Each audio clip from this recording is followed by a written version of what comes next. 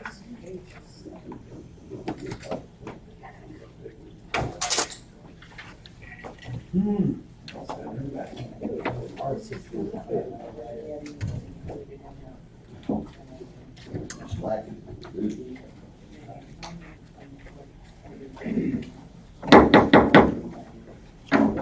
it is Tuesday, October 12th, 2021, 9 a.m.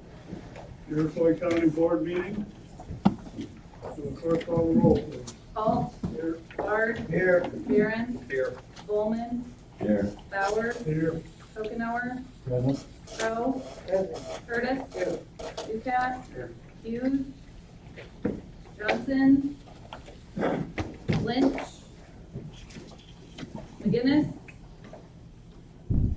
McTaggart. Awful. Here. Penny. Here. Sure. Here. Young. Here. Zumwalt. Mrs.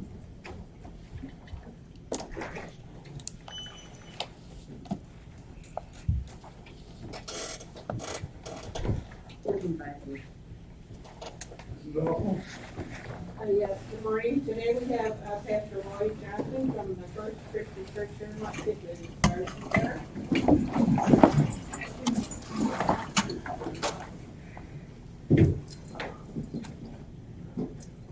Thank you, Barb. Before I start, I'd like to ask, how's the crop this year? I've been hearing bits and pieces that the crop has been really good, the prices are high. Any farmers in the group? Is that true? Yes, I'll find something else to complain about. We look in Washington, we have a lot of things to complain about. All right, let's bow our heads. Lord God, I do thank you. I do thank you that you have blessed this county with a good crop this year, Lord God. It's so important in an agricultural county like this. Thank you. We know these things are in your hands, and we continue to pray that you would bless this county in that way. And we pray for this meeting this morning, Lord God. We pray your hand would be upon every decision made. We thank you for the ones that are in leadership of our county here. It says in the Bible that when the righteous rule, the people rejoice, but when the wicked are in power, the people mourn. So just bless those that have taken their time to lead our county. We pray for protection of our county, Lord God, especially from this coronavirus still raising its ugly head. Please protect us from that virus striking any of the people of our county, and protect us from crime, protect us from drug abuse. Lord, may your hand be upon our county that we can shine the light of Jesus Christ to the surrounding area. We ask these things in Jesus' name. Amen. Amen. Thank you. I pledge allegiance to the flag of the United States of America and to the republic for which it stands, one nation, under God, indivisible, with liberty and justice for all.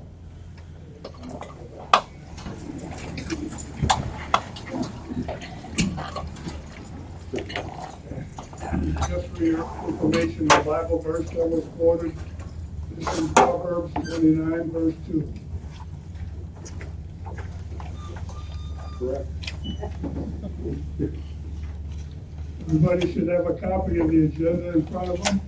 Do we have a motion to approve? Mrs. Awful, seconded by Mr. Ducat. Are there any questions or comments regarding the agenda? Seeing none, all in favor, aye? Aye. Opposed, same sign. That motion passes. Everybody was sent a copy of the minutes from the September 14th board meeting. Do we have a motion to approve those minutes? Mr. Bowers, is there a second? Mr. Ducat. Are there any questions or comments regarding the minutes from the September meeting? Seeing none, all in favor say aye. Aye. Opposed, same sign. That motion carries. Payroll. We have a motion to approve the payroll. Mr. Young, is there a second? Mr. Zumwalt. Are there any questions or comments regarding the payroll? Seeing none, the clerk will call the roll, please. Bard. Yes. Barron. Yes. Bowman. Yes. Bauer. Yes. Okenauer. Yes. Crowe. Yes. Curtis. Yes.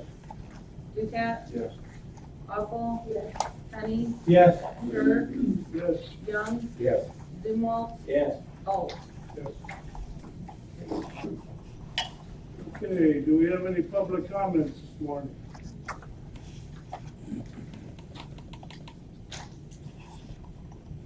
Seeing none, I don't have any chairman comments. We'll go to outside organization reports.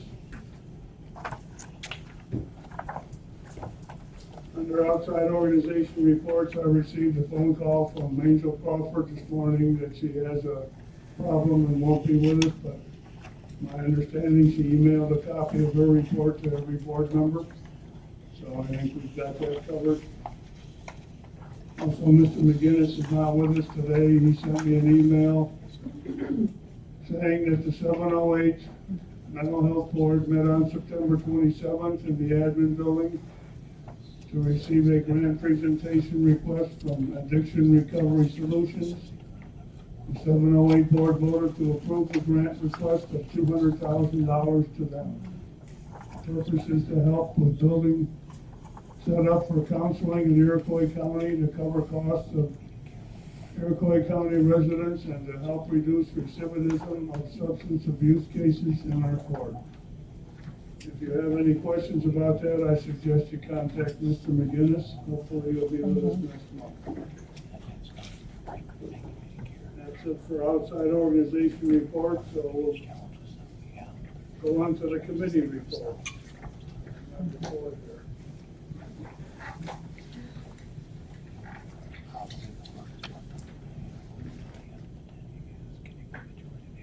Okay, members of the county board. Your committee to whom was referred policy procedure was begged to submit the following report on the matters before them. The committee minutes administrative center on September 30, 2021 at 9 a.m. Members present were Sure, Barron, Alt, Mars, and Hoff. Michael McTaggart and Joe Young were absent. Also present, Finance Manager Joe Johnson, County Clerk Brian Suber, County Engineer Joel Moore, ETSB Director Eric Raymond, and Tim Drury with Western Tax. The meeting was called to order. It was moved by Alf and seconded by Alpha to approve the agenda. That motion carried by a roll call vote. During public comments, Midland Mayor Ricky Goldsmore spoke to the committee in regard to Belmont Township. Belmont is currently a dry township. Goldsmore informed the committee of the efforts being made to place a referendum on the ballot, allowing for it to not be a dry township. County Clerk Brian Suber explained that the referendum will have petitions circulated and signed by 25% of the eligible voters, I believe, in order to get it on the ballot. Once it is on the ballot, the wording is specific and will ask if prohibition should remain. Suber went on to explain that once it is on the ballot, it should be promoted in order for people to understand how to vote, as it could be confusing. Grossmanor ended with stating that adding businesses to sell alcohol, such as bars and gas stations, help to create revenue and jobs. The committee chairs gave their monthly reports. Management Chairman Barron reported the management committee will be discussing the animal control shelter, the removal of the playground equipment, and county farm harvest and soil testing. Judicial committee will hear their regular reports. Tax planning and zoning chairman Bard reported the committee will hear their standard reports and also vote on rezoning and variance and conditional use for selling products. So Chairman Awful reported the committee will hear their regular reports from the health department. Animal control will also continue to be discussed. Highway Chairman Olaf and County Engineer Joel Moore reported the Highway Committee will review their monthly reports. Chairman John Sure reported that a tentative agreement was made with Gilman for law enforcement as well as purchasing police equipment. The Finance Committee will discuss and vote to purchase Gilman's police equipment and to approve a law enforcement contract with them. There will be two separate transactions. Committee reviewed the 2022 calendar of meetings. Was moved by Bard and seconded by Alpha to approve the resolution designating the 2022 calendar of meetings. The roll call vote was taken and that motion carried. The committee reviewed the 2022 calendar of holidays. It was moved by Alpha and seconded by Bard to approve the resolution designating the 2022 calendar of holidays to be observed. The roll call vote was taken and that motion carried. Finance Manager Jill Johnson gave an update on the sexual harassment training. We are at an 83% completion rate so far. Employees can take the training online or another in-person training can be scheduled. The committee continues to review the Iroquois County Personnel Manual. The changes are as follows. Policy 1056, solicitation and distribution of literature. Section 1, delete the word trespassing. Section 2B, delete the word trespassing. Policy 1057, substance, alcohol, and drug use. Section 2, paragraph 4, change the sentence to read, reasonable suspicion includes, but is not limited to. Policy 1058, telephone usage. Section 2, delete paragraph 2 and replace with cellular telephone use for business purposes must comply with state requirements. Policy 1059, time records, schedule section 2, delete paragraph 3 and replace with each employee will follow their specific department requirements before starting the work schedule and immediately following completing the work schedule. Section 3, change county board office to executive assistant. Policy 1061, use of Iroquois County board owned vehicles, remove the word board.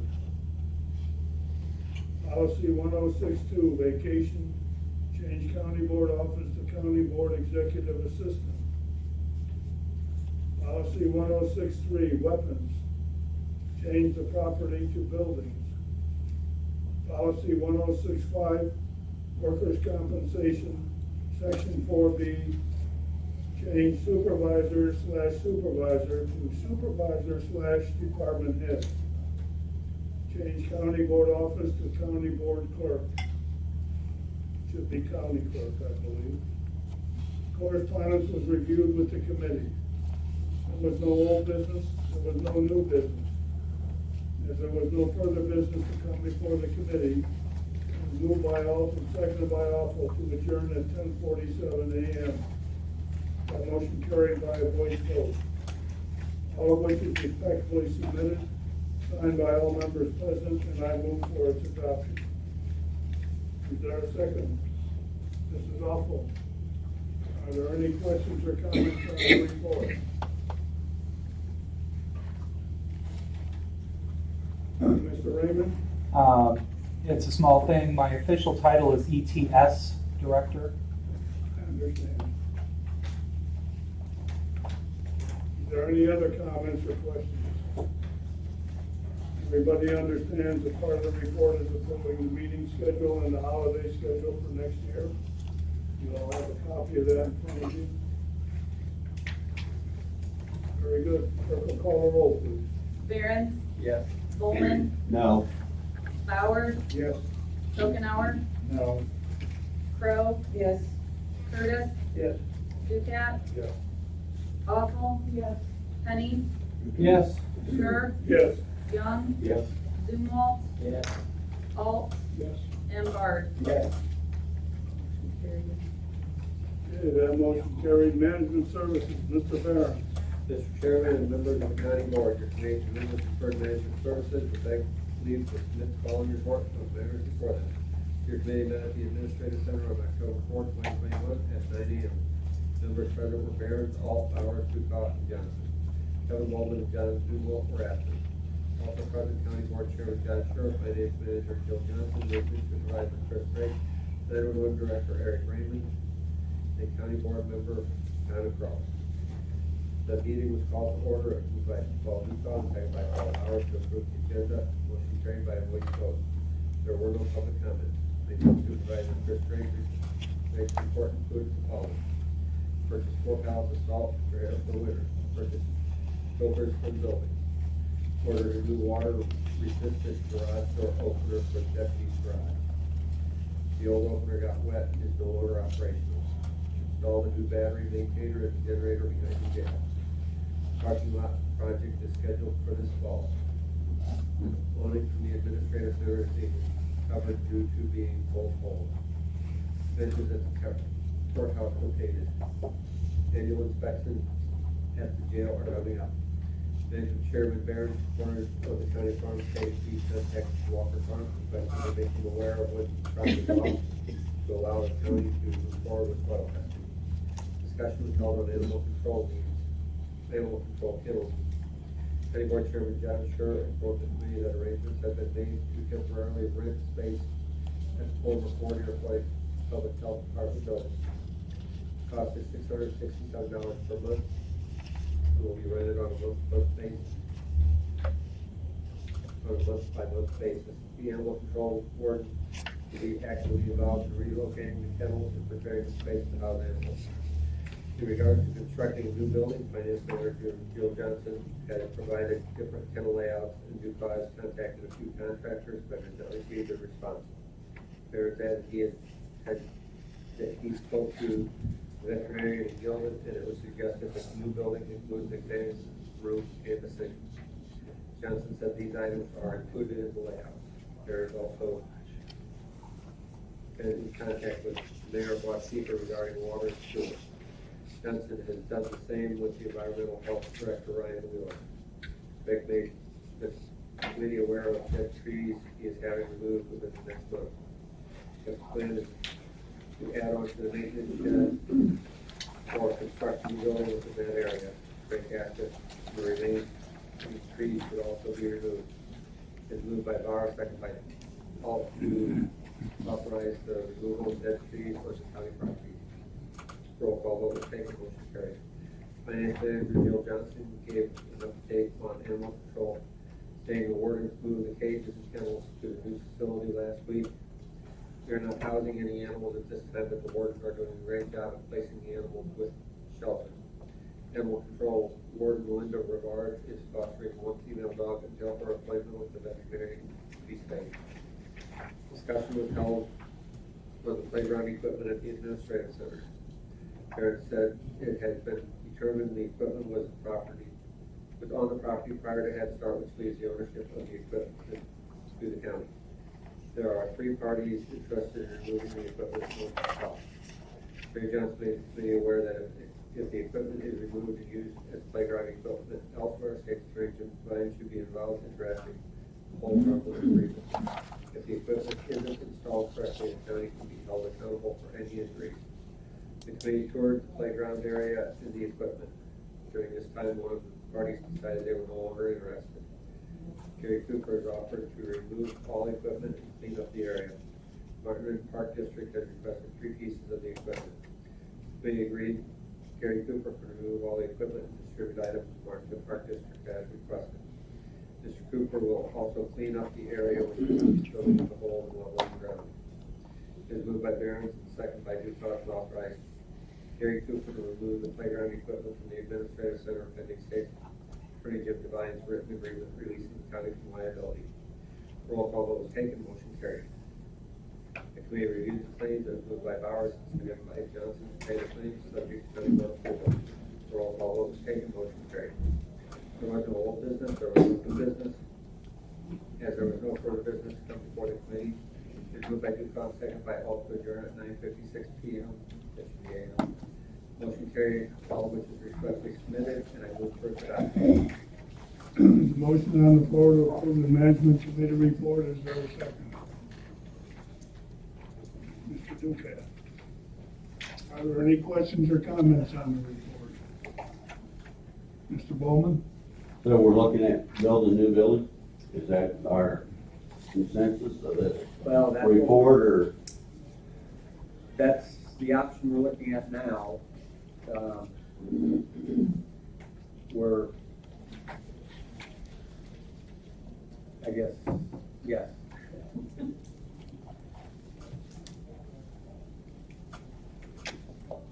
Yusuf, did he say where he was at on his price? John has talked to him more than I haven't talked to him. He indicated to me that he would sell it to the county for $120,000. And the cost of the new building's how much? Has anybody We're got? looking for under 200,000 for the building, How much? under 200. Also, Yusuf's building is a floodplain. Old building, too.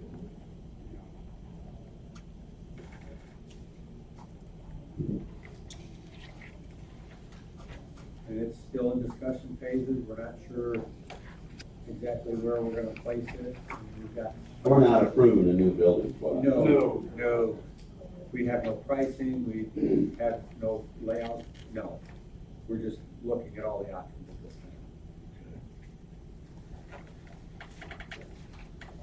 time. Are there any other questions or comments? Seeing none, the clerk will call the roll, please. Bowman, Yes. Bowers, Yes. Kokenauer, Yes. Crowe, Yes. Curtis, Yes. Ducat, Yes. Awful, Yes. Honey, Yes. Sure, Yes. Young, Yes. Zumwalt, Yes. Alt, Yes. Bard, Yes. Barron. Yes. Carried. Health Committee, Mrs. Awful. Mr. Chairman and members of the county board, your committee to whom was referred health would beg leave to submit the following report on the matters before them. Your committee met at the Administrative Center on October 5th, 2021 at 9 a.m. Members present were Awful, Bard, Curtis, and Zumwalt. Kokenauer and Lynch were absent. Also present, County Board Chairman John Scher, Finance Manager Jill Johnson, and ICPHD Administrator Dee Shipper.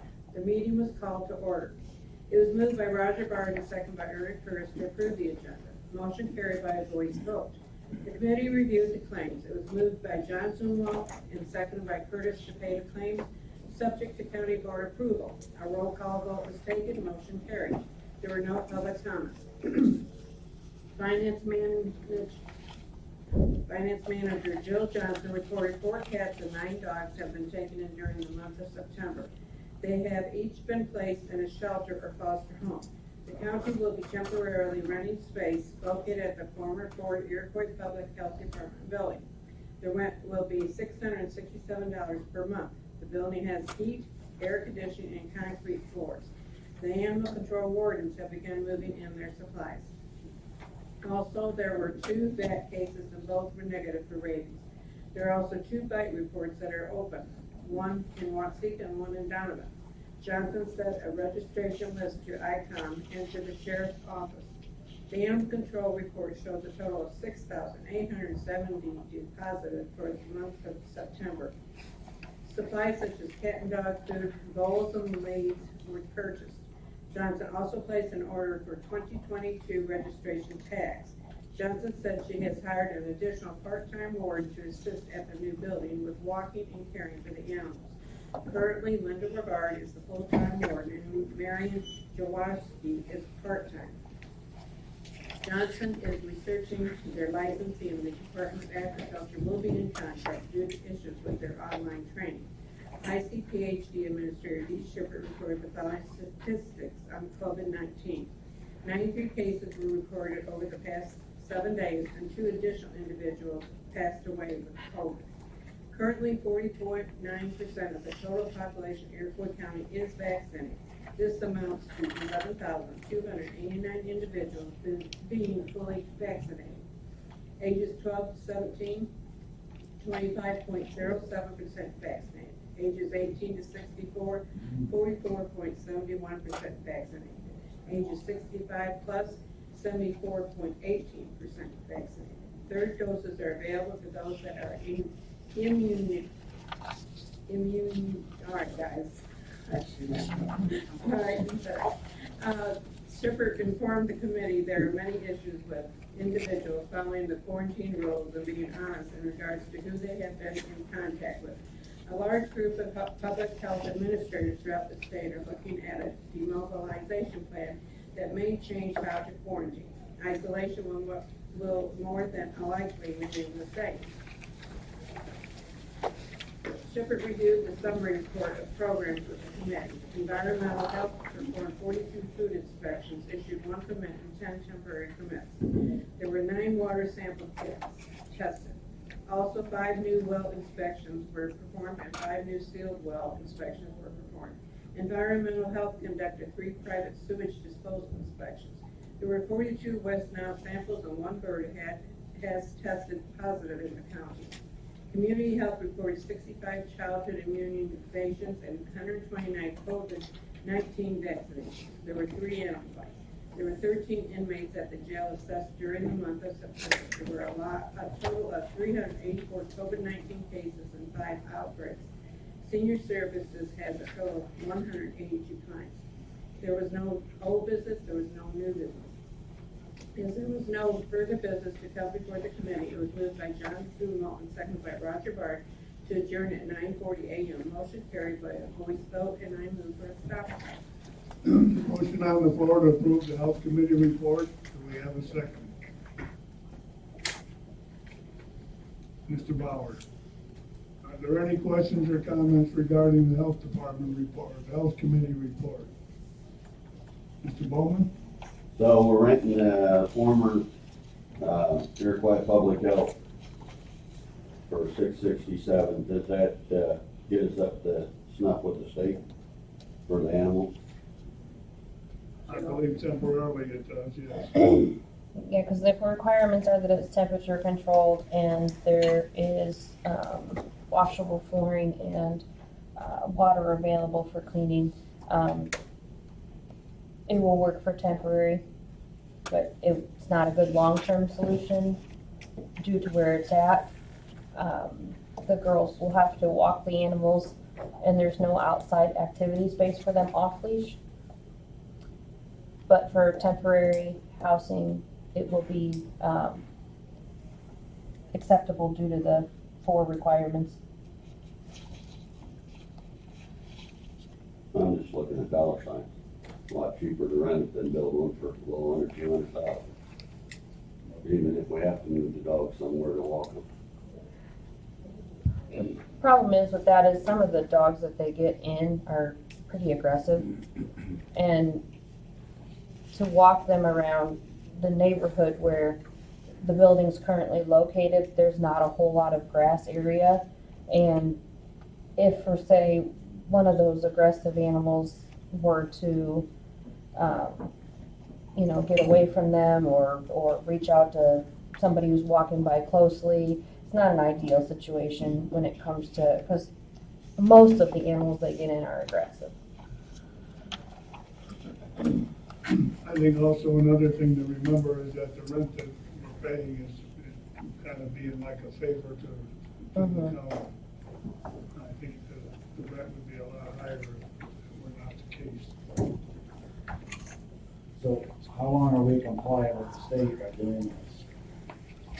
Is there a limitation? Not that I'm aware of.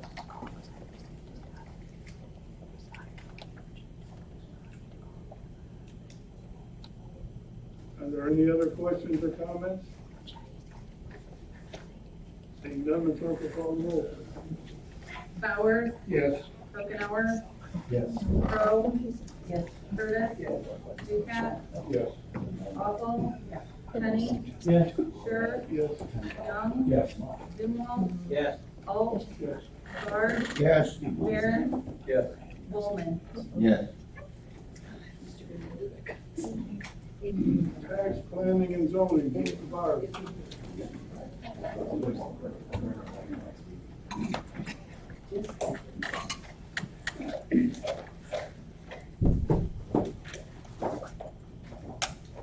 Mr. Chairman and members of the county board, your committee to whom was referred tax zoning was begged to submit the following report on the matters before them.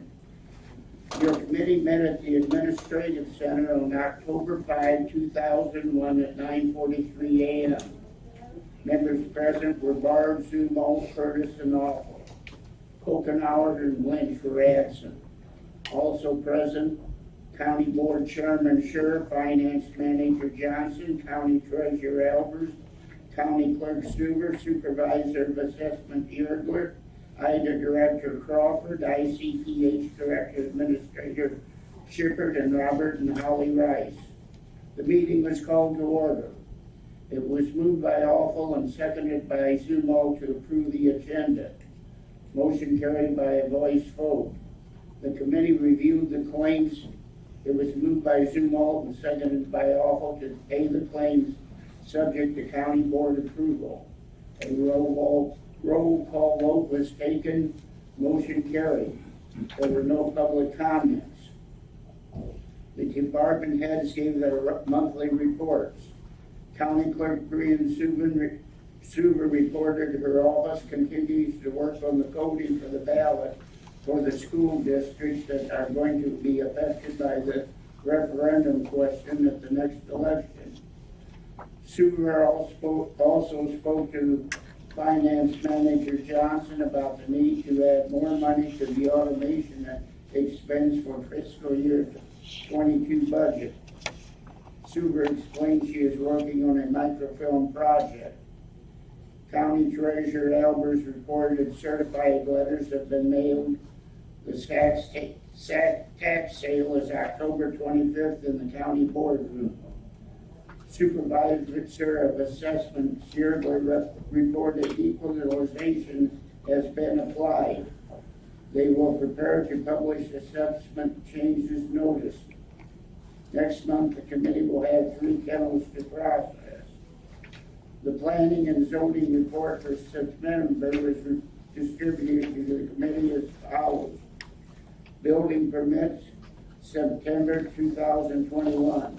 Agricultural 0, residential 8, wind tower 0. Building permits, fiscal year 2021. Residential 76, agriculture 14, wind tower 0. Building inspection, September 2021, 25. Zoning Board of Appeals, September 28, 2001. A conditional use for a retail store. Application of Robert and Holly Rice, located in Section 8, Sheldon Township, 26 North, R11 west of Section PM. The permanent identification number is 27-08-100-002. The tract is located at 2601 East, 1700 North Road, Sheldon, Illinois. Robert Rice addressed the committee about the property he and his wife Holly purchased in 2020. The building was a one-room schoolhouse built in the 1900s. Rice explained they are applying for a conditional use permit to make a retail store at this location to sell farm-raised beef. The beef will be processed, packaged, and frozen at Berry's Processing in Waseca. They have been working diligently with the health department and received a letter stating they have met ICPHD standards. Pictures of the building were distributed to the committee for review. It was moved by Zumwalt and seconded by Awful to approve Robert and Holly Rice's conditional use application for a retail store. A roll call was taken. Motion carried. Discussion on building permit enforcement fines and penalties was tabled until the next meeting. Continued discussion was held on the publication of rural homesteads. IDA Director Angel Crawford said she will continue to do more research on the matter and look into other counties that have experience with this. Tax zoning Chairman Roger Bard said he spoke recently with a local real estate agent and was given a list of homes sold. This list was given to the committee. While there are people moving out of the area, there are also people moving into the area. Super presented a monthly resolution showing 2 parcels. That should be 3 parcels being sold by the county trustee. The parcels are located in Beaverville Township, Woodland, and Sheldon. The parcels in Beaverville Township and Sheldon sold at the base price of $807 each. The parcel in Woodland sold for $827. The total amount the county will be receiving is $1,091. It was noted the parcel sold in Beaverville Township will be tax exempt and is being donated to the National Wildlife Refuge. It was moved by Zumwalt and seconded by Alto to approve the resolutions authorizing the sale of properties in Woodland and Sheldon. The resolution from Beaverville Township was not approved. A roll call vote was taken, motion carried. There's no old business. During new business, Yergler spoke to the committee about action that was taken by the county board last month regarding additional pay being given to a department head to do another job that is not in their job description. He added this is a decision he agrees with. Yergler reminded the committee that 7 years ago, he was approached by the county board chairman, vice chairman, and finance chairman, and was given the zoning department and a one-time increase of $3,000. Yergler requests the board to make a decision on how to handle his department going forward. He offered the following suggestions: leave the department as is, compensate him for taking over a complete department. The county has saved over $500,000 in salaries and benefits by combining departments. Yergler requested an increase of $20,000. Separate the departments as they were in the past. Leave zoning with assessment. Hire someone willing and committed as a zoning administrator. This would also be an easy transition into the assessment position when Yergler retires.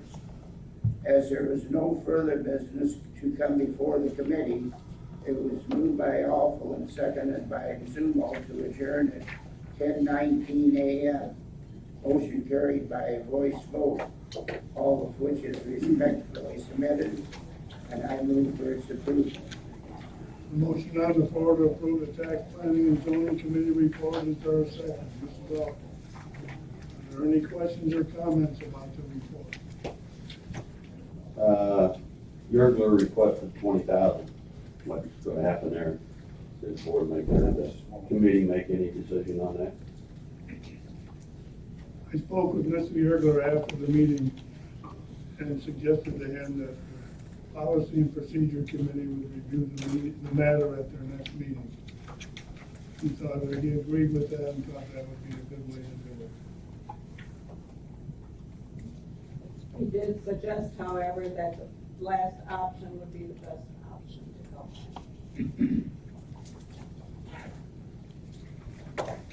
Are there any other questions or comments? Mrs. Crowe? This is a question for Mr. and Mrs. Rice. What will your hours be at the store? Mr. Rice, would you care to come up here and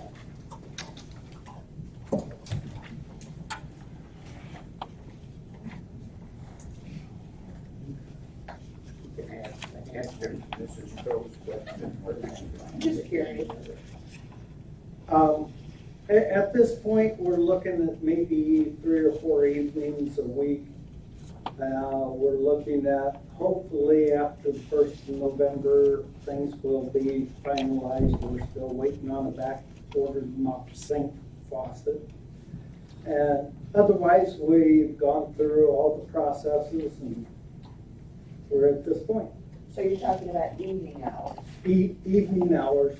And just give us a call, we'll line up a time.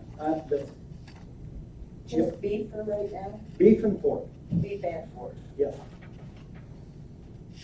Have you scheduled your, with the Marys? I have scheduling every month through the end of 2022. Good, because they said they scheduled out in March. Which, if there's any way that the county can work with processors and help them out at all, they need as much help. If there's anybody wanting to go into that venture, there's a lot of need for it. And, yeah. Where do you get your cattle?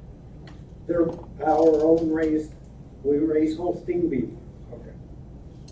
and it's all our own beef. What about the pork? Keith Canal takes it straight in for me. He's just down the road a couple miles, and has 3 hogs on his schedule every month. I guess one thing that the board would appreciate when you do get up and running and have a little more clear definition on your hours of operation, if you could get that information to us, I'm sure we'd like to know about it. Awesome. Thank you. Are there any other questions to Mr. Rice? Okay, thank you very much. Are there any other questions or comments on the tax planning and zoning report? Motion approved. You already have a motion. So, I guess my question is, so we're voting down the one that's going to the Friends of Kankakee, is that correct?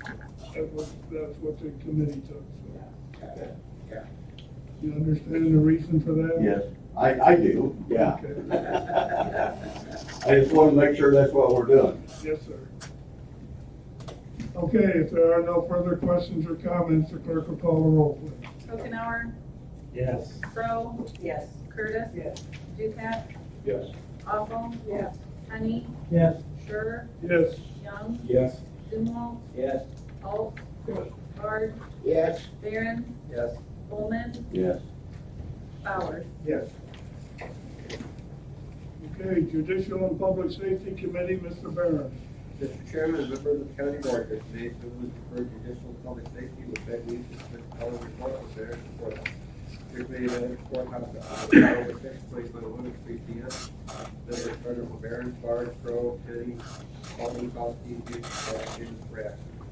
Also present, Sheriff Clint Brzee, Recorder Bill Cheatham, Probation Supervisor Barb King, Judge Mike Sable, Judge Karen Bartucci, State's Attorney Jim Devine, and 911 Director Eric Reagan. The meeting was called to order. It was moved by David Penny and seconded by Donna Crowe to approve the agenda. Motion carried by a voice vote. There was no public comment. Recorder Bill Cheatham reported an increase in overdoses over the summer due to fentanyl. Sheriff Clint Brzee reported arrest intakes for the month of September was 45. Current jail population is 18, with 16 male inmates and 2 female inmates. Brzee also reported he met with the new jail inspector for reimbursement check in the amount of $6,460 has been received for correctional officers Matthew Foley and Zachary Woodson from the state to be deposited into the refund account. Brzee attended the Illinois Sheriff's Association Summer Training Conference on September 19th through September 21st.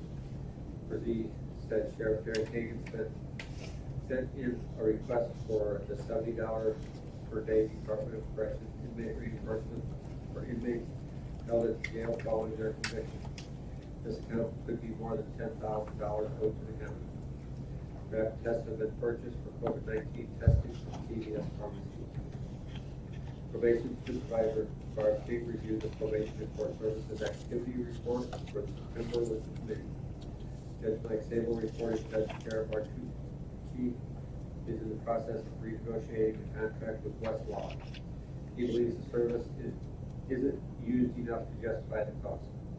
The plan is to decrease what we receive in print and online. Sable also explains the $3,000 claim for the retainer fee for Dr. Lawrence Jekyll pertains to the murder investigation in Sheldon. Dr. Jekyll is the court-appointed psychiatrist. State's Attorney Jim Devine reported there is still a vacancy in his office for an assistant state's attorney. The position has been advertised as an entry-level position with a starting salary of $52,000 per year. Deputy Clerk Angel jury, the state's attorney has resigned, but her position has been filled by Kendall Cookberg. Circuit Court Police Alliance monthly report for September was distributed to the committee for their review. 911 Director Eric Raymond distributed his monthly ETSP report to the committee. Randy Q. Hire Holly Mansberger has completed her training and is working independently. The Joint Dispatch Center is fully staffed. Claim for the renewal of CPR cards will be submitted next month. Raymond informed the committee that the current phone system is not Mexican compliant. He will be pursuing a new phone system. There was no old business. During new business for the noted, a new deputy has been hired to fill his position. Clint Oaks is a lateral transfer from Clifton with 3 years experience. There is also one deputy out on medical leave. The committee reviewed the claims. It was moved by Penny and seconded by Roger Barr to pay the judicial public safety claims subject to county board approval. Roll call vote was taken, motion carried. There was no further business to come before the committee. It was moved by Crowe, seconded by Penny to adjourn the meeting at 3:36 p.m. Roll call vote was taken, motion carried. All issues respectfully submitted, and I move for its adoption. There's a motion on the floor to approve the judicial report. Is there a second? Mr. Duquette. Are there any questions or comments regarding the judicial report? Seeing none, the clerk will call the roll.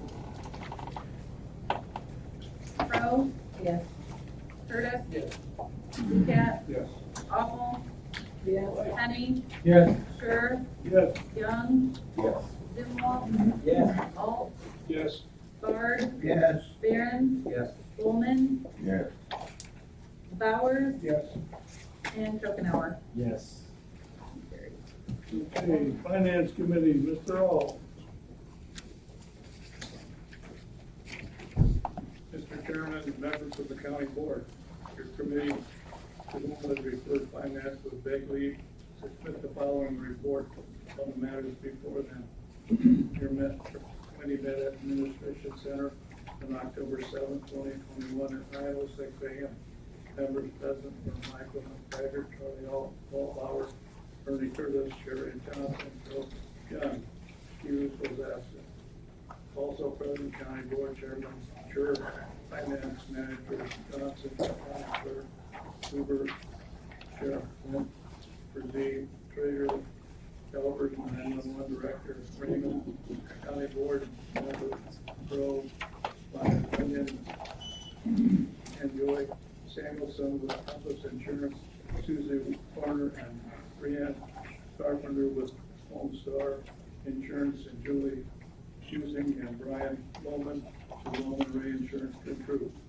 The meeting was called to order. It was moved by John Young and seconded by Curtis to approve the agenda. Motion carried by a voice vote. There was no public comment. Julie Busing and Brian Bowman for the Bowman Reinsurance Group submitted their health insurance bid last month and spoke to the committee about their services. Using stated the Health Alliance renewal came in at 9.9% single deductibility, $5,800 family deductibility. With this plan, there was would be no official office co-payment or prescription co-pays. All of these items are applied to the deductibility. Overall, there would be a 4.4% increase by switching to Blue Cross Blue Shield, Illinois offers a telemedical app and has a full-time nurse in their office. There are no additional consulting fees charged. Telemedication app charges $6 to $7 per employee. In regards to the transition of possible changing provider, Sherry Johnson asked how seamless this would be.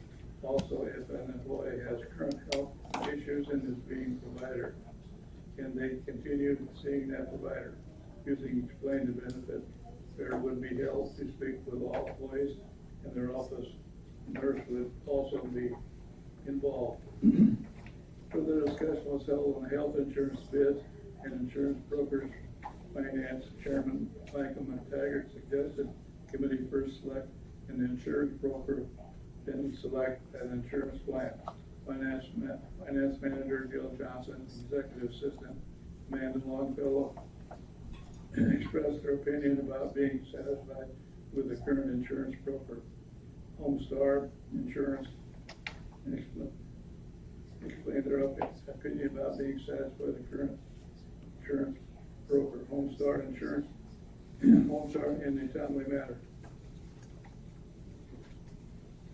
Excuse me, they have a greater relationship with employees and retirees. All matters are. My eyes are choking up. All matters are handled in a timely manner. Committee agreed to stay with Homestar Insurance. Young said he would like to verify with Susie Warner at Homestar that consulting fees are waived if we choose the 9.9% increase. He was moved by McTaggart, recorded by Curtis to select Homestar Insurance Service as the county insurance broker. The roll call vote was taken, motion carried. Warner spoke to the committee about the difference between Health Alliance and Blue Cross Blue Shield. If the county chooses to stay with Health Alliance, no action needs to be taken. If the county chooses to change to Blue Cross Blue Shield, Warner will meet with employees to make the necessary changes. Warner also reminded the committee of an automatic claim fee from Health Alliance benefit planning consultant. Blue Cross Blue Shield used another vendor for their automatic claim fee. Warner suggested switching to this vendor as well to prevent employees from having to manually submit their claims. Blue Cross Blue Shield is offered a one-time internal credit of $25,000. Terry Johnson, Treasurer, checked on the difference on other options with co-pays. Warner said she will have this information built by October 12th county board meeting. McTaggart verified with Warner there would be no consulting fees charged. Discussion was held on property and casualty insurance bids. Myron Young with Campus Insurance offered his opinions on the two carriers that submitted bids. Bliss McKnight has a long-standing relationship with the county with Campus Insurance. When comparing Illinois counties with risk management trust to Bliss McKnight, many believe ICRMI is better equipped to handle the jail and sheriff department. Tim Curry with Bliss McKnight has been working with Policies and Procedures Committee to update the personal policy handbook.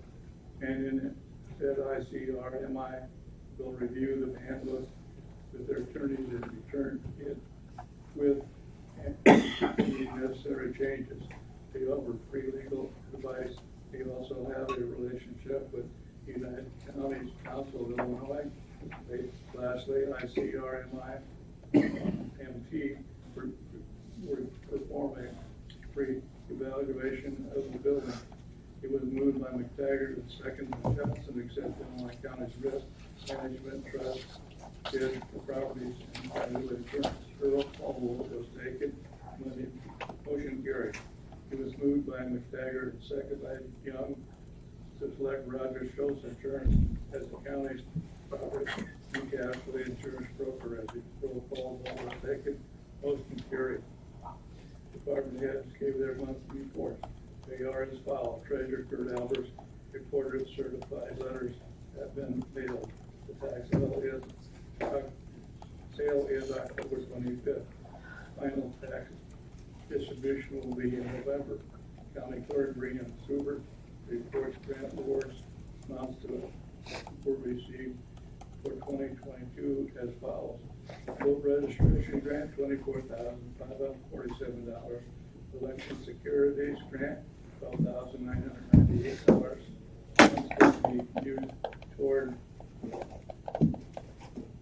the government requirements from Public Act 10215 in the parentheses. On Tuesday, Suber received a proposal for microfilm storage fee. So Suber was requested by Finance Manager Jill Johnson to increase the recorders and administration expense line by $15,000 to accommodate this. 911 Director Eric Raymond distributed the ETSB capital improvement plan. Raymond reports the current ETSB phone system is not next-gen compliant. And the current phone system was purchased as expected to be next-gen compliant. ETSB will be putting on a request for proposals for a new phone system. Cost of a new phone system is estimated at $200,000. Lastly, Raymond's new hire has been completed training, is working on her own. Sheriff Brazil distributed his monthly report for September. A reimbursement check from the State of Corrections Officers and Hewley and Zachary Wilson was received in the amount of $6,460. Brazil attended the Illinois Sheriff's Association Summer Training Conference September 19th through 21.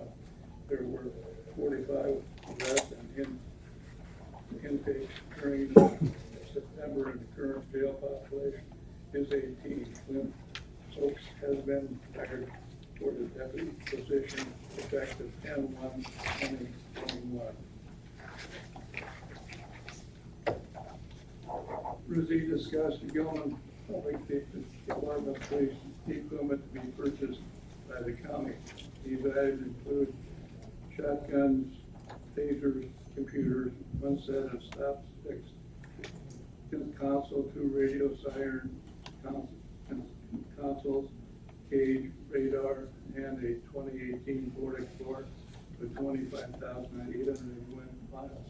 Gilman proposed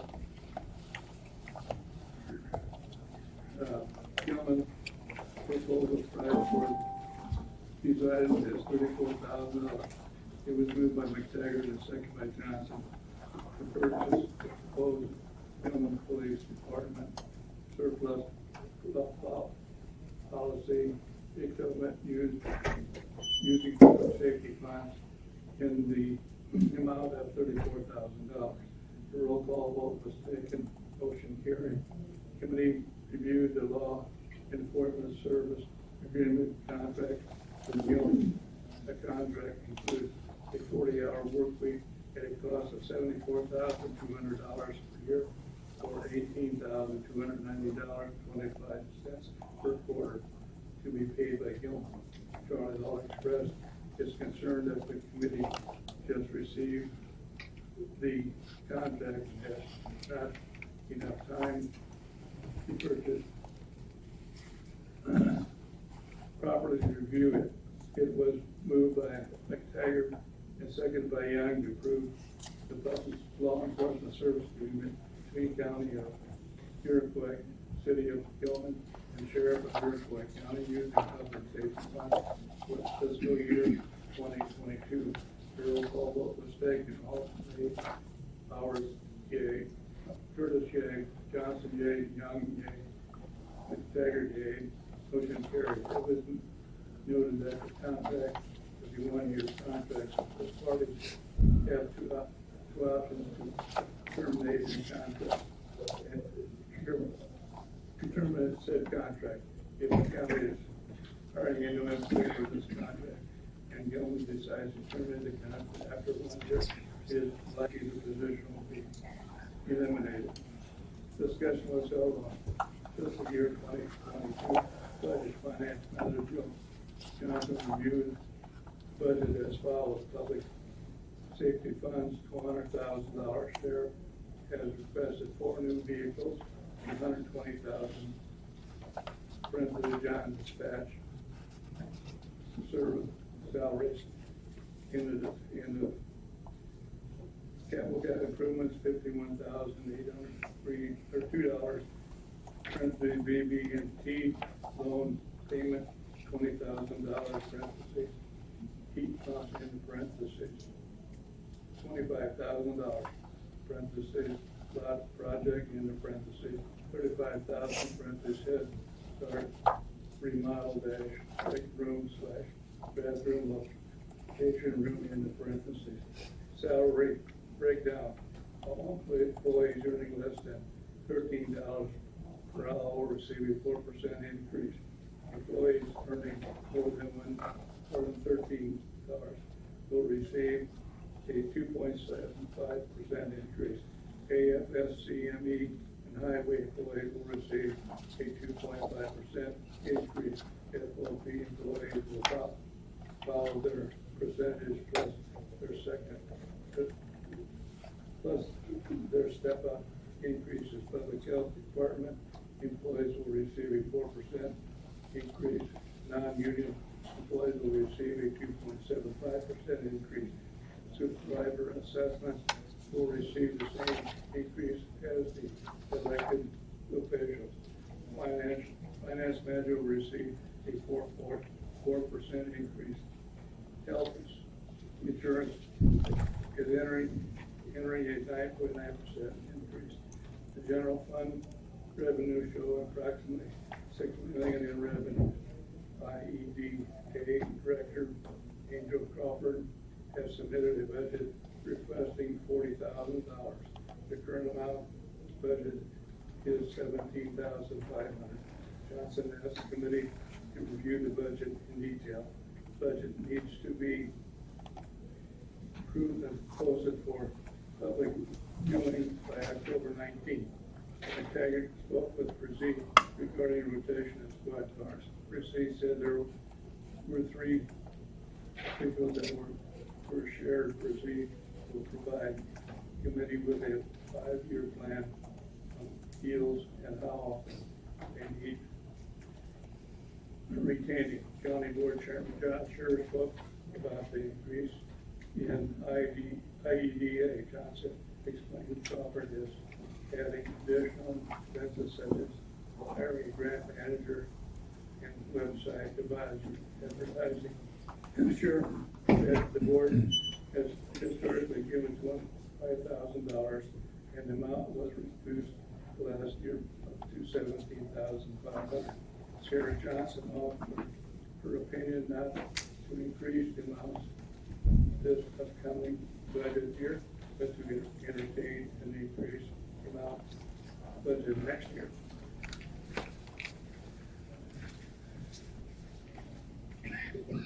It was moved by McTaggart and seconded by Johnson to accept the fiscal year 2022 budget with the proposed changes and sent to the county board for approval. The roll call vote was taken. Motion carried. Donna Crowe asked committee to consider putting aside money from the public safety fund annually. McTaggart said this matter does need to be talked about in more detail for future planning. The committee reviewed the claims. It was moved by Young and seconded by Howard to pay the claims subject to county board approval. The roll call vote was taken. Motion carried.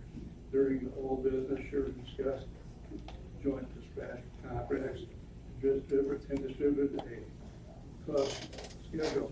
Our determination of one member, Paul Sure, said there will be several entities being charged significantly higher amount due to this change. Johnson suggested basing the number off 3 years of calls to take the average. Also, she questioned how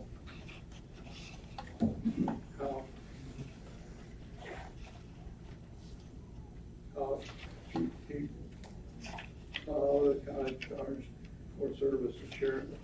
Encourage all members and communicate their ideas to him about other ways to determine how property charged for these services.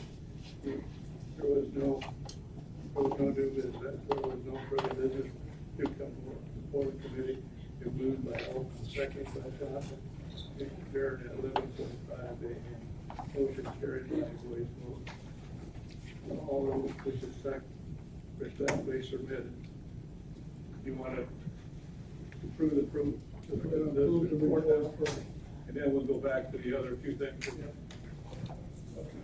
You wanna make a motion to approve the report? Yeah. You need a new set of glasses. Okay, we have a motion on the floor to approve the finance committee report. Do we have a second? Mr. Ducat. Are there any questions or comments on the report?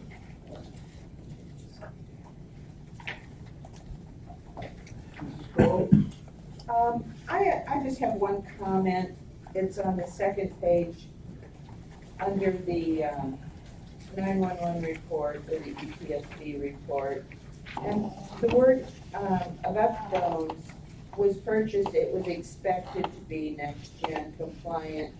I think that should be stated that it was sold as next-gen compliant. It was what? Sold as next-gen compliant when it was purchased. It was sold as being next-gen compliant.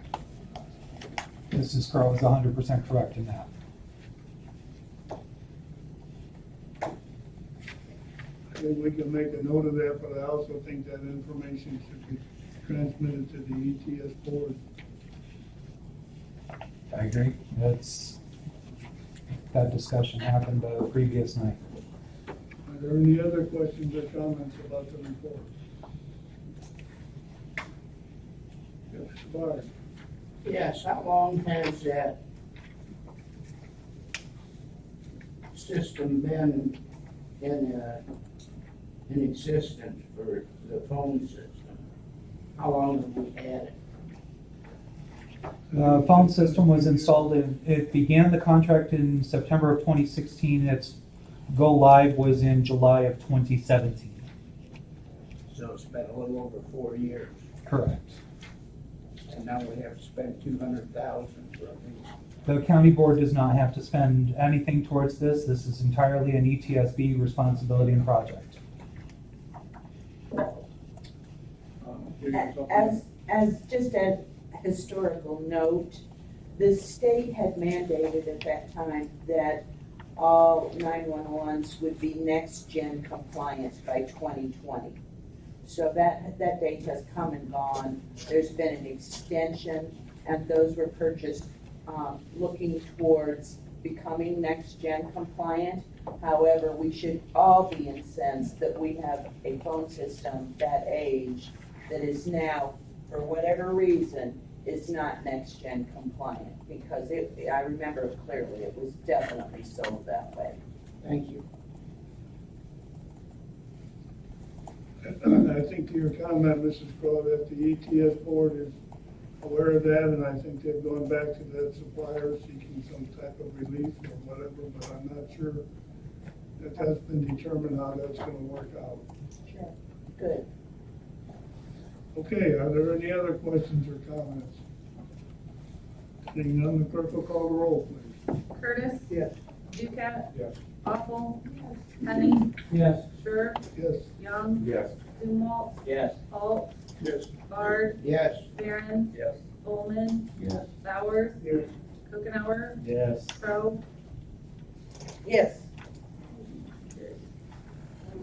Okay, now we have on the next item of discussion and action on the health insurance bid. Susie Werner with Homestar Insurance is here with us today. If she would come up to the podium and give us a presentation on her plan. Does everybody have copies of what I had sent over?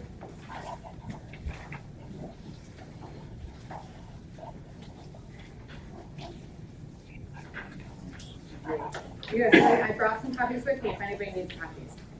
They were distributed. Perfect, okay. So what, we do have our renewal from Health Alliance that's coming in at the 9.9% to stay with the current plan that is in place. I did just get an email from them last night that if you guys do decide to stay with Health Alliance, they will also give a one-time $25,000 check to the county to retain that business. That just came in last night via email from our rep. We also have the plans from Blue Cross Blue Shield that we've talked about. Blue Cross is also giving a $25,000 transitional credit to you guys if you end up going with Blue Cross Blue Shield. We've also found out recently that as of October 1st, BPC and Blue Cross Blue Shield do have a live feed, so we would not need to switch from BPC to a different vendor if we were to go to Blue Cross Blue Shield.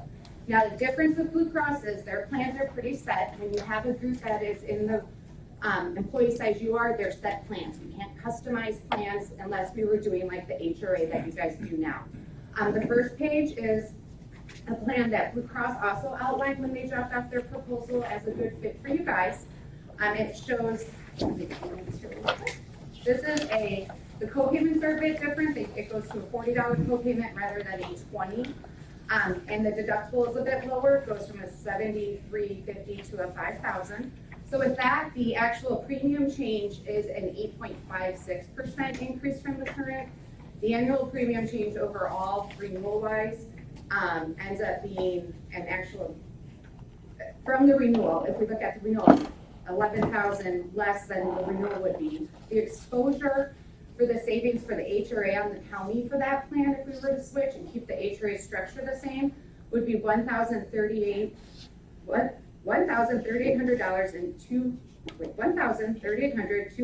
Sorry about that. And then the estimated HRA disbursement savings compared to what you guys have already dispersed out this year would just be $9,421. I do have another plan on page 2 that brings that deductible down but matches the co-payments to where you guys are at now. So we have that $20 co-payment for primary care, a $40 co-payment for specialty. That premium change, it is a $3,500 deductible. So the actual premium change from the current goes up, it's 11.64%.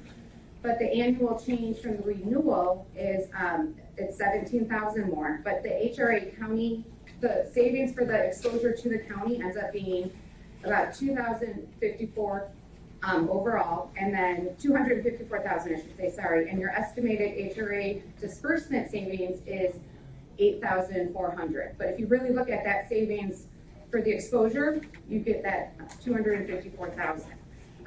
The next plan that I'm showing on page 3 is an HSA. This is one that everything would go towards that deductible. It is a $2,900 deductible. Family deductible would max out at $4,800 or $5,800. With this plan, we would have premium change would just be a 4.21% increase from the current. The annual premium overall would be a $51,000 decrease from the renewal.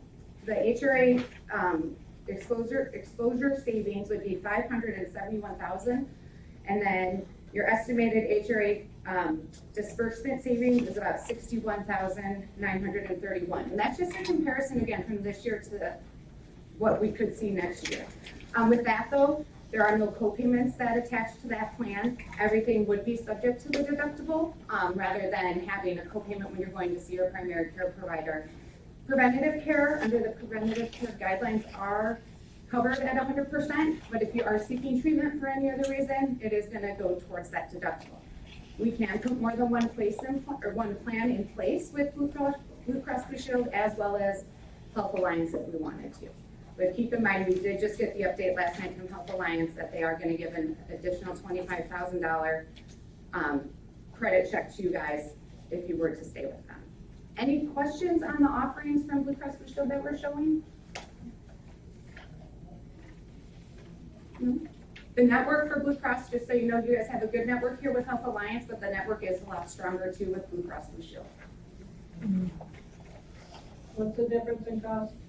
Your cost would be depending on what plan you were going to go with.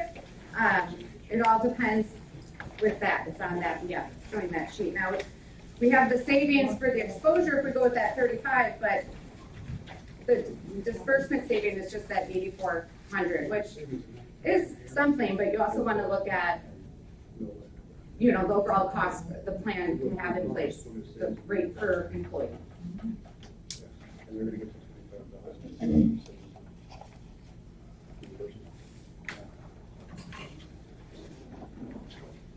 And that would be keeping that HRA structure the same with the $500 deductible for FOP and $1,000 deductible for non-FOP. Any questions? Yes?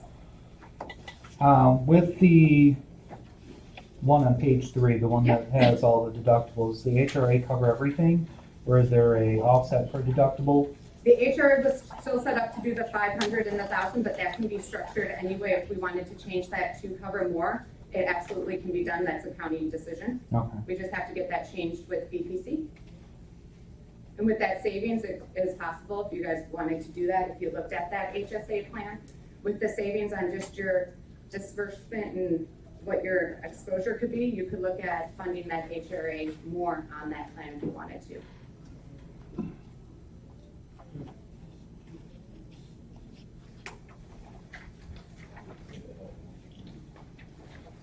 Susie, I guess one of the things that is a bit of a problem for the board is that none of us are experts with health insurance. I know. Well, just so you know, Blue Cross is an A-rated company. Health Alliance is a great company too. You guys have had Health Alliance for a long time. We did have the cap at the 9.9% increase. I'm hoping that we don't have a large increase next year. They know Blue Cross is in wanting to get into the county as well, and they've come back with the $25,000 transitional credit for you guys if you were to stay with them. It's really kind of. So basically Blue Cross also is doing $25,000, so Health Alliance decided to.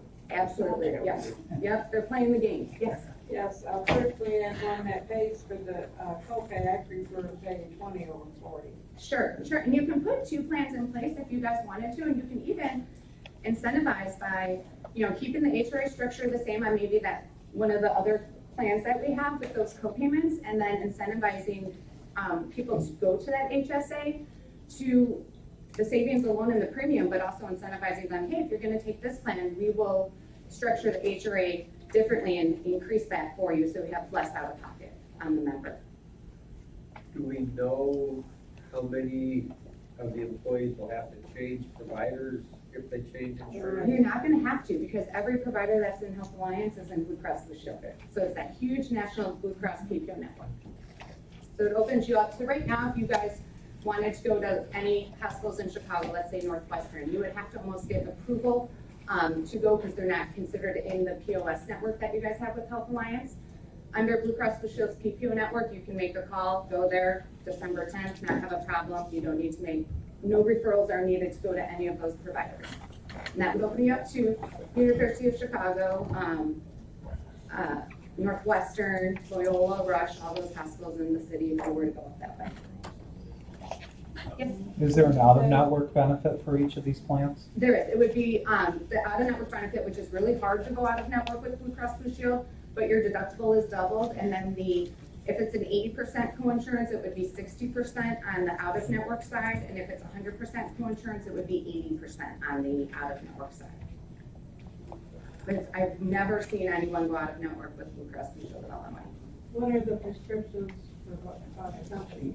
For both. So if you look on the spreadsheet, we would go to a 0 copayment for preferred generic. You guys are at 10 right now.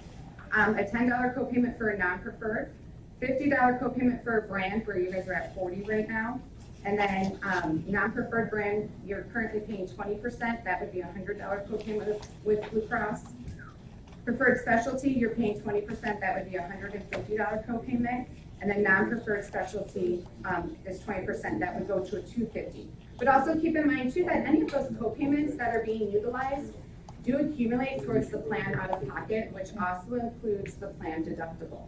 So if somebody does hit that plan out of pocket, maxes out, they are now covered at 100% for the rest of the plan.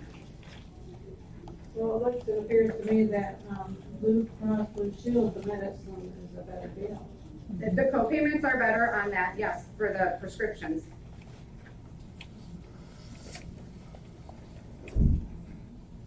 So if we were to agree to go with Blue Cross, we have to figure out what plan we want to take. Right. Just in my opinion, looking over what I do know a little bit about health insurance, which isn't a lot, I would go with the plan that is the M1 BPP 2140. The $3,500 deductible and the 2040 That's my co-payments? opinion. That's just my opinion. Yeah, Which page is that on? that's page 2. Page 2? Yeah, But it's actually really summarized. it is summarized right there, you're correct. So we could offer that plan as well as that HSA plan if you guys wanted to have. We can offer more than one plan and let those employees decide what would be the best fit for them as well. So maybe somebody, you know, likes this HSA and wants to go with the HSA, they can do that. So if we offer both plans, they can pick either one, Mm-hmm. so we're not locked in. No, well, you would pick for the year, so during Oh, open that's what I'm enrollment, they would pick, if they wanted the 3,500, that's the plan they would have until the next open enrollment. So we can offer all three plans. You absolutely could. I'm a big proponent of choice, so. Yeah. The more choices we can give people and let them decide what fits them best, I like that. We can do that too. We can offer all three and leave it for them to choose when we meet with them, go over each plan to see what's gonna be the best fit for them. This one that, you spoke of, that's PPO? Yes. All three are the PPO. They're all- They all All are the large PPO network that has, Yeah. if you could be in a different state and you're gonna have a lot of in-network providers.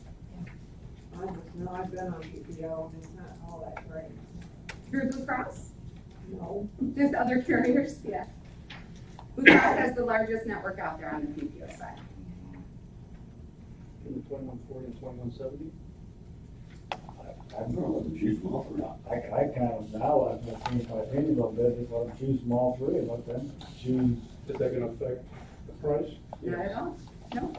These are the rates and they're set and we just now, I it didn't know if they depends. had to have a certain turn amount of people too. No, no, we can have one person take one plan, nobody can take that plan, but the rates would stay what the rates are. Yes, One last thing, Susie had also offered you the opportunity to modify that deductible. So you could have the HRA take care of all or some. You can modify whether, if it's an FOP contract, they're paying a $500 deductible. And if you're non-FOP, it's $1,000. That's the first dollars that everybody's paying up front to use the insurance, if it goes to deductible. Now, the third plan goes to deductible after some co-pays with the other plans.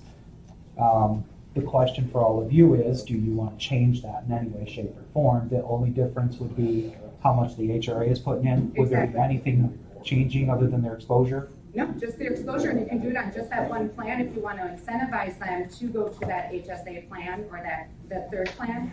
You can change the HRA structure just on that plan and incentivize people to go that route. But either way, the other two plans have those co-payments attached to them. So some people may just be utilizing that for co-payments and not meeting their deductible. You know, if they're just getting prescriptions, they're going to see their doctor once a year. Preventative care is covered at 100%, but if you're not feeling well and you're going to see your doctor because you feel you might have something else going on, you're going to pay a co-payment. Services, your deductible is going to be met on those first two plans when you have services that go towards that. That's going to be, you know, outpatient surgery, diagnostic lab work, a hospital stay, things like that are going to go towards your plan deductible, an MRI, CT scan. Otherwise, on those other two plans, if I'm just going to see my primary care doctor, it's going to be either covered at 100% due to preventative care, or it's going to be a co-payment. So if we offer all of these options, then the cost of the county isn't gonna change. What about the administration? You know, when you offer more options, does that all fall on you? So, well, what would we do? What we do is we'll do the full enrollment, and then we would get back to Amanda and Jill the payroll spreadsheet showing what everybody chose and what would need to be deducted from their pay period or from their paychecks. We do need to meet with everybody though, because it is a change. Rather than just rolling over to a new plan, people have an option to make a change. So we want to make sure we're here for a few days to go through everything and meet with those employees and make sure they fully understand what they're signing up for and they understand their co-payments and all that good stuff. You got a question, Kevin? And that's no extra cost to us. No, no cost at all. That was what I was trying to get. No cost at all. Nope. If we're done discussing, I'd like to make a motion that we offer all three of the Blue Cross Blue Shield to the employees and let them make the decision. That's what I would want as an employee, so. Okay, we have a motion, is there a second? Mr. Bowman. Are there any questions or comments? Do we want to do anything different with that HRA on that third plan at all?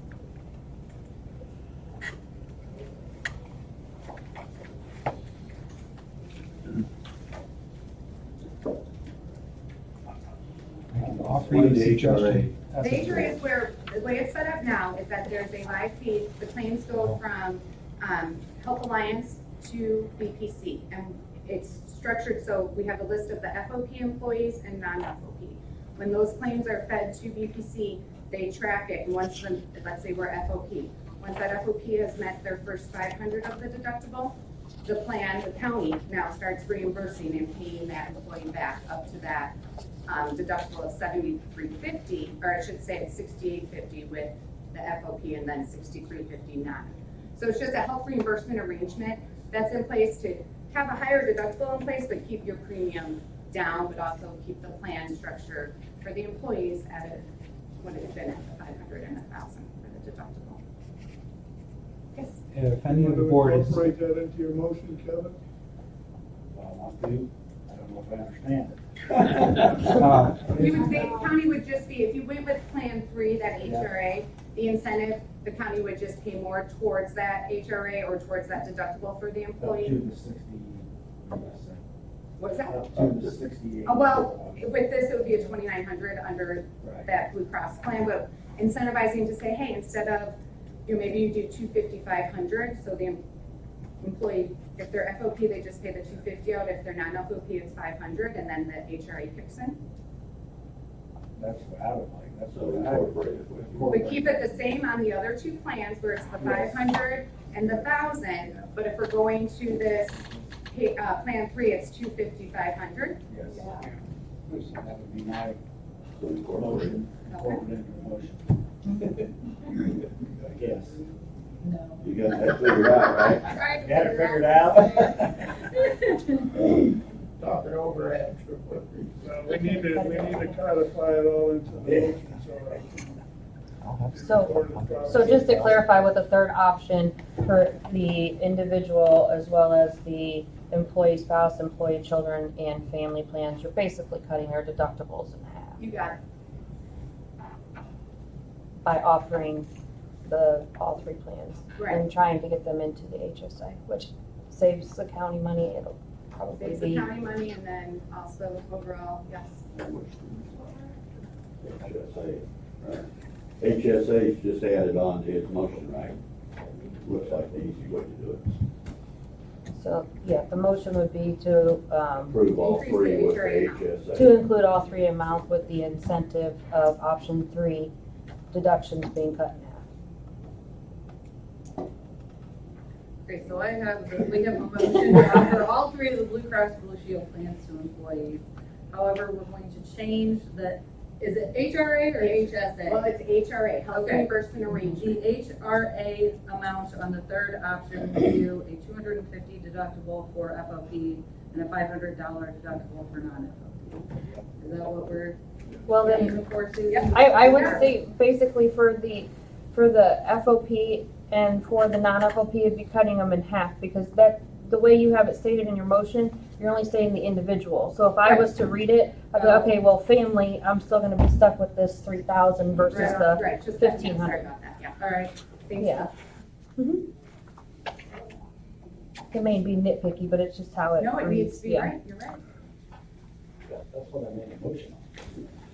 Yeah, you did. That was a nice motion, Kevin. Everybody understand the motion now?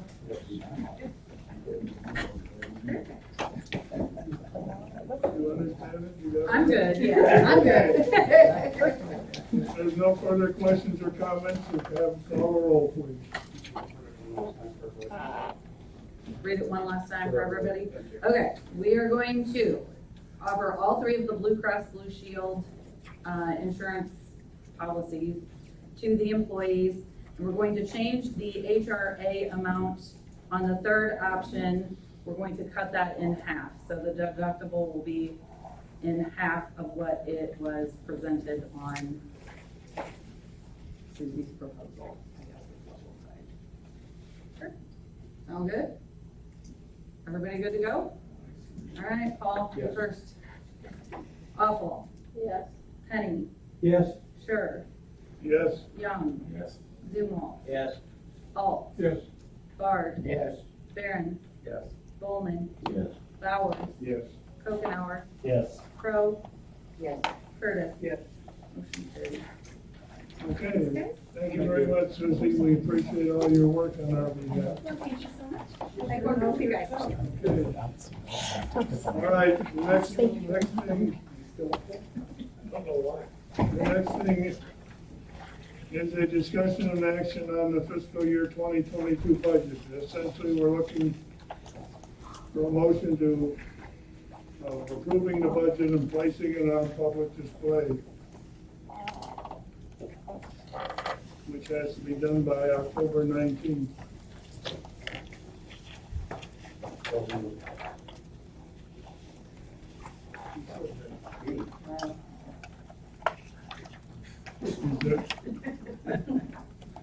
Excuse me. Okay, we have a motion to approve budget, putting it on public display. Is there a second? Mr. Bard, are there any questions or comments regarding what the motion is and what we're going to do? If not, the clerk will call the roll. Awful. Yes. Penny. Yes. Sure. Yes? Young. Yes. Zumwalt. Yes. Alt. Yes. Bard. Yes. Barron. Yes. Bowman. Bowers. Yes. Kokenauer. Yes. Crow. Yes. Curtis. Yes. Ducat. Yes. Motion carried.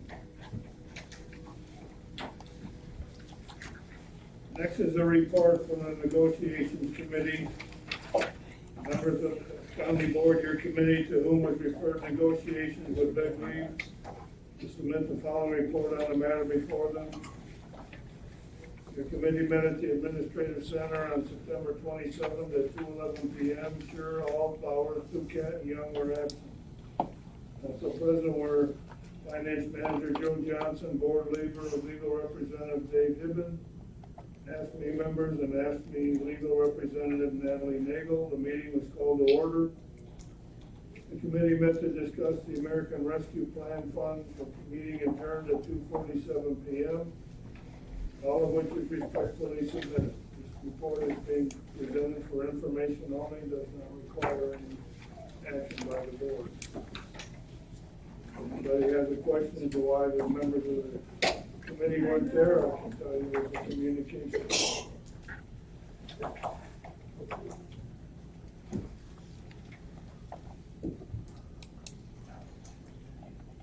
Next, we got the ARPA committee, Mr.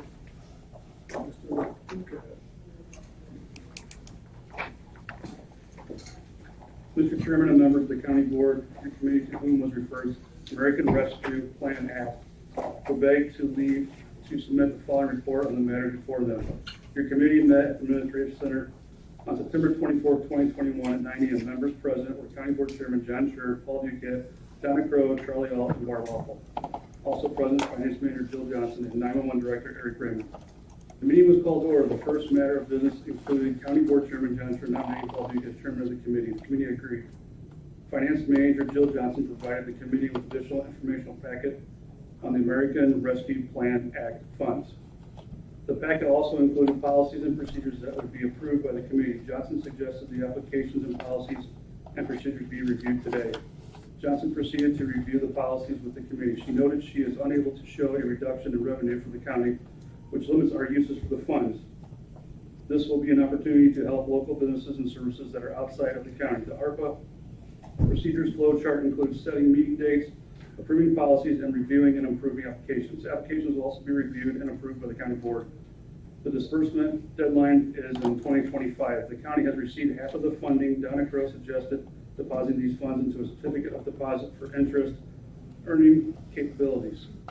Johnson emailed the committee a packet of interim final rules and asked that each member read the packet carefully, as she is unsure if we are able to earn interest on these funds. Duquette requested a vice chairman be in his absence. It was moved by Scher and seconded by Duquette, named Charlie Hall as vice chairman of the ARPA committee. Motion carried by a voice vote. The committee discussed continued discussion on how to handle the funds that have already been received. It was moved by Donna Crowe and seconded by Barbara Awful to open the ARPA fund. A roll call vote was taken, motion carried. The committee discussed upcoming meeting dates and agreed to hold meetings every fourth Friday at 9 a.m. Due to the scheduling conflicts, the next meeting will be held Monday, October 4th at 10 a.m. Johnson explained some of the non-allowed uses of funds and limitations. These funds are not directly available for private, for-profit entities within any municipalities, school districts, health departments, homeowners, renters. Within municipalities, tourism-related entity or businesses, or any other entity that is eligible for and receive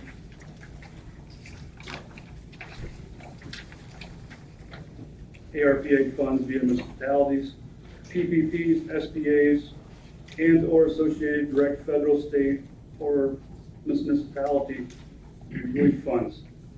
These entities have access to other ARPA funds and must apply to those sources first in order to be eligible for ARPA funds allocations. Examples of uses of funds include support public health response, replace public sector revenue loss, water and sewer infrastructure, premium pay for essential workers, and broadband infrastructure.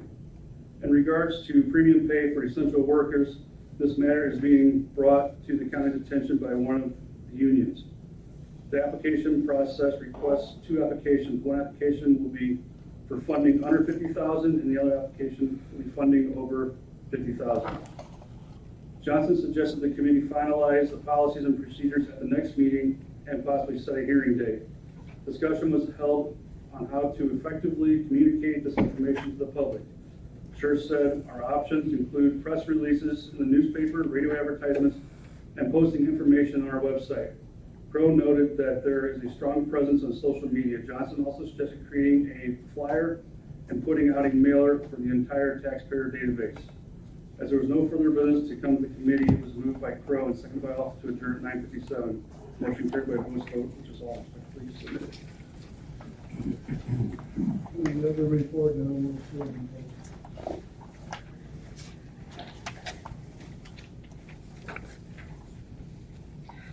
Mr. Chairman and members of the county board, the committee to whom was referred ARPA would beg to please submit the following report on the matters before them. Your committee met at the Administration Center on October 4th, 2021 at 10 a.m. Members present: Paul Duquette, Charlotte Donna Crowe, Barbara Awful, and John Scher. Also present, Finance Manager Jill Johnson and 911 Director Eric Raymond. The meeting was called to order. It was moved by John and seconded by Donna to approve the agenda. Motion carried by a voice vote. There were no public comments. Discussion was held on the ARPA informational packet that was distributed on September 24th meeting. Finance Manager Jill Johnson suggested the committee review and approve the policies she has given them, with the understanding that policies can be added or changed at a later date. Once the policies are approved, the committee can move on to the procedures. A press release will need to be published, and an informational public meeting will need to be scheduled. The informational packet will be available at the meeting, which includes the application to be filled out and returned. It was moved by Scher and seconded by Crowe to approve the ARPA policies as presented. Additional policies can be adopted at a later date. A roll call vote was taken, motion carried. Johnson stressed the need for public involvement. This could include press releases, website postings, mailing flyers, newspaper advertising, radio advertising, and social media. The next meeting will be held on October 29th at 9 a.m. Prior to the meeting, committee members will read their assigned pages of the Department of the Treasury interim final rule. Duquette also said each person that submits an application will need to read the documents as well. There is no old business, there is no new business. As there is no further business to come before the committee, it was moved by Crowe and seconded by Awful to adjourn at 9:57. Motion carried by voice vote, which is all respectfully submitted.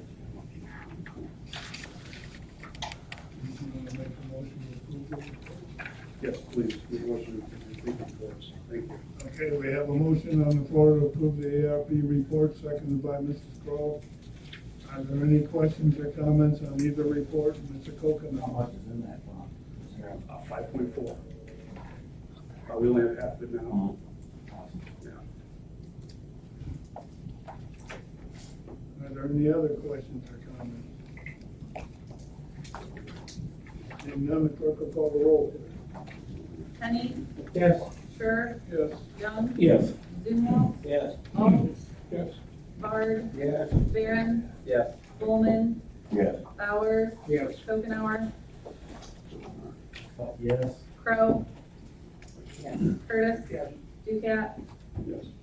and Awful. Yes. Carried. IT Committee, Mr. Young. Mr. Chairman and members of the county board, your committee to whom was referred IT with Big League to submit the following report on the matters before them. Your committee met at the Administrative Center on October 7th, 2021 at 11:51 a.m. Members present were Young, Bowers, and Sure. Michael McTaggart and Steve Hughes were absent. Also present, Finance Manager Joe Johnson, County Clerk Rhian Suber, 911 Director Eric Raymond, and Michael Tabor with Area Wide. The meeting was called to order. It was moved by John Shure and seconded by Paul Bowers to approve the agenda. Motion carried by a voice vote. There were no public comments. Michael Tabor with Area Wide reported the wiring is close to being complete at the courthouse for the new code system. Switches are on back order, but Area Wide is reaching out to other vendors for other options. DMARC outbound email security feature has been activated. Tabor said Area Wide monitors reports from this program and all looks good. However, there is a service that is potentially sending emails on Iroquois County's behalf that Area Wide is unable to identify. The service is called SMTP2Go. Tabor suggested Finance Manager Johnson send an email to all departments to see if anyone is using this service. County Clerk Rhian Suber reported Area Wide is working on the county's .gov email and .gov website. Sure signed a letter last week to sign the county up for the .gov items per need. There was no old business, there was no new business. As there was no further business to come before the committee, it was moved by Bowers and seconded by Sure to adjourn at 11:59 a.m. Motion carried by a voice vote, all of which is respectfully submitted and I move for its adoption. There's a motion on the floor to approve the IT Committee report, seconded by Mr. Bowers. Are there any questions or comments regarding the report? Mr. Bard? Yes, that service, SMTP to go, has that been traced to any place, or what's the deal on that? Do you have any information on that, Joe? What was the question? I'm sorry. He wants to know if there's been any further development on tracing the SMTP to go. No, there hasn't. So the idea is for Adam, he's going to go ahead and shut it down today and see if any other departments are gonna claim it. If not, then it will just be shut down and that way the vulnerability will be gone. Okay, are there any other questions or comments? Seeing none, the clerk will call the roll, please. Sure, Yes. Young, Yes. Zumwalt, Yes. Alt, Yes. Bard, Yes. Barron, Yes. Bowman, Yes. Bowers, Yes. Schopenhauer, Yes. Crow, Yes. Curtis, Yes. Ducat, Awful, Yes. and Penny. Yes. Transportation and Highway, Mr. All. Thank you. Mr. Chairman, members of the county board, your committee, who was referred to Transportation and Highway, please to submit the following report on matters before them. Your committee met at the Administrative Center on October 8th at 9 a.m. Members present were all Young, Zumwalt, Sure, Ducat, Crow, Johnson, and McGinnis was absent. Also present, Assistant County Engineer Doug Bledsoe. Meeting was called to order. There was no public comment. It is moved by Zumwalt and seconded by Sure to approve the agenda. Motion carried by a voice vote. The claims and financial report for the month were reviewed. It was moved by Zumwalt and seconded by Sure to pay the bills subject to county board approval. Roll call vote was taken. Motion carried. County Highway, $172,894. County Bridge, $82,635. County Matching, $22,643. TVP, $176,588. County MFT, $247,449, and Township MFT, $248,331. During the new business, Joey Young discussed intersection on Route 49 and 1000 Road. There has been a number of fatalities, accidents, and numerous people run the stop sign at the intersection. Young said the state has put close to double the stop signs to help matters of what else can be done. Young asked about the possibility of rumble strips, two-wheeler drivers on upcoming stop ahead. Assistant County Engineer said the rumble strips are a possibility. Also, the county or the state could look into highway safety improvement on grants. Also, we'll have further discussion on the county within the county engineer Joel Moore. As there was no further business, the county board committee was moved by Young and seconded by Samuel to adjourn at 9:29 a.m. Motion carried by voice vote. All of which is respectfully submitted. And I ask for approval. There's a motion on the floor to approve the Highway Committee report, seconded by Mr. Young. Questions and comments? First of all, the meeting was not held at the Administrative Center, it was held at the Highway Department. Mrs. Alden? Yes, I was just wondering if Mr. Butzel had gotten a hold of you, Joel, and what has come of that On on the strip. I'd already planned on it. We were just trying to get one of my technicians free so we can mark it out. Lisa's out there today. They're actually going to be cut today. Thank you. Are there any other questions or comments? Point out there. Cops out there. That's what's drug runners. That's what it is. Well, we didn't have it. That's their route. Any other questions or comments? Seeing none, the clerk will call the roll, please. Young, Yes. Zumwalt. Yes. Alt. Yes. Bard. Yes. Barron. Yes. Bowman. Yes. Bowers. Yes. Kokenauer. Crowe. Yes. Curtis. Yes. Ducat. Yes. Awful. Honey. Yes. Sure. Yes. Okay, next on the agenda are the appointments. You have a list in front of you. Do we have a motion to approve those? Mr. Young, seconded by Mr. Ducat. Are there any questions or comments on the appointments? Seeing none, all in favor say aye. Aye. Opposed, same sign. That motion passes. Next, we have claims. In addition to the claims that have all been emailed to you, I have another claim that was received from the city of Watsika covering the recycling event that occurred here recently. And the amount is $4,401.87. This is our portion, and that represents 1/2 of the total cost of the event. So we have a motion to approve the claims plus this one. Mrs. Crowe, are there a second? Mr. Gilmore, are there any questions or comments regarding the claims? Mrs. Crowe? John, I think that, just to clarify, the payment of just to point out for everyone's edification, is paid out of the recycling fund, monies that we have, because we're very limited in what we can do with those funds. So that's where that money comes from, and I'd also like to say, all of the feedback I get on that is very, very appreciated by the citizens. It's a good use of the funds. And actually, we really don't do any work associated with it. It's all done by the city, but we're paying half and they're paying half. So in reality, they're doing more than we are. Right, but we're providing service, Yes. a needed service, so. Any other questions or comments on the claims? Seeing none, call the roll, please. Zumwalt. Yes. Alt. Yes. Bard. Yes. Barron. Yes. Bowman. Yes. Bowers. Yes. Kokenauer. Crowe. Yes. Curtis. Yes. Ducat. Yes. Kenny? Yes. Sure? Yes.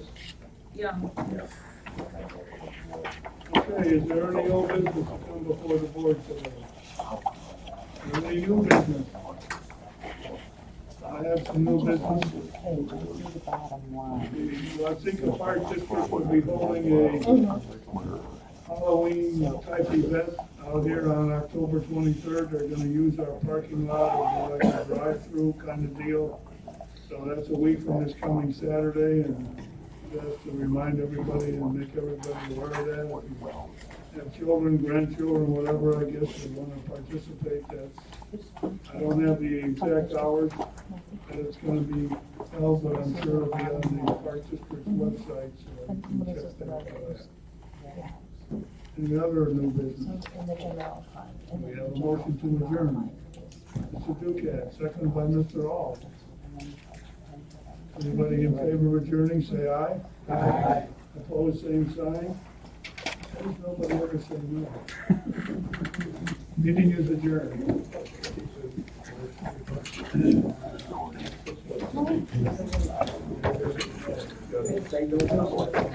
No.